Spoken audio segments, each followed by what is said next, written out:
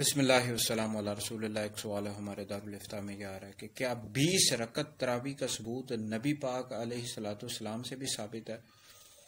تو یاد رکھیں، نبی پاک علیہ الصلوۃ والسلام نے تراویح کا اہتمام فرمایا اور حضور علیہ الصلوۃ والسلام نے اس کو پسند بھی فرمایا، اور پھر اس وجہ سے آپ علیہ الصلوۃ والسلام نے ترک فرما دی، یعنی چھوڑ دی کہ کہیں میری امت پر فرض نہ ہو جائے۔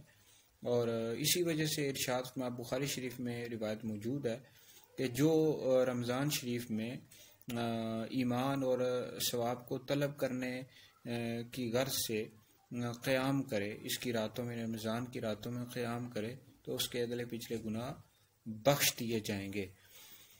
تو بہرحال حضرت سیدنا عمر بن خطاب رضی اللہ تعالیٰ عنہ جب دوسرے خلیفہ بنے تو آپ کے دور خلافت میں اس کا باقاعدہ، یعنی تراویح کی جماعت کا باقاعدہ اہتمام کیا گیا، اور نبی پاک علیہ الصلوۃ والسلام سے بھی 20 رکعت تراویح کا ثبوت ملتا ہے۔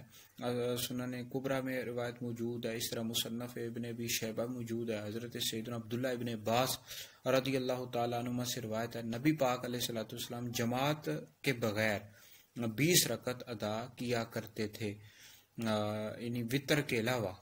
یہ سنن کبریٰ میں موجود ہے، مصنف ابن ابی شیبہ موجود ہے کہ نبی پاک علیہ السلام 20 رکعت نماز تراویح ادا کیا کرتے تھے۔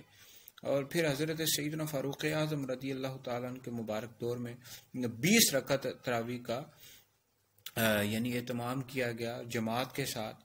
تو بہرحال اس پر بے شمار دلائل موجود ہیں۔ تو بہرحال 20 رکعت تراویح ادا کرنا سنت موقدہ ہے، اور یہ جو 8 رکعت ادا کرتے ہیں، 8 رکعت نہیں ہے، 8 رکعت نہیں ہے، 20 رکعت نماز تراویح ہیں، اور اس کا یعنی اس پر بے شمار دلائل موجود ہیں فتاوی شامی میں اور دیگر کتابوں میں۔ تو بہرحال 20 رکعت نماز تراویح ادا کرنا یہ سنت موقدہ ہے۔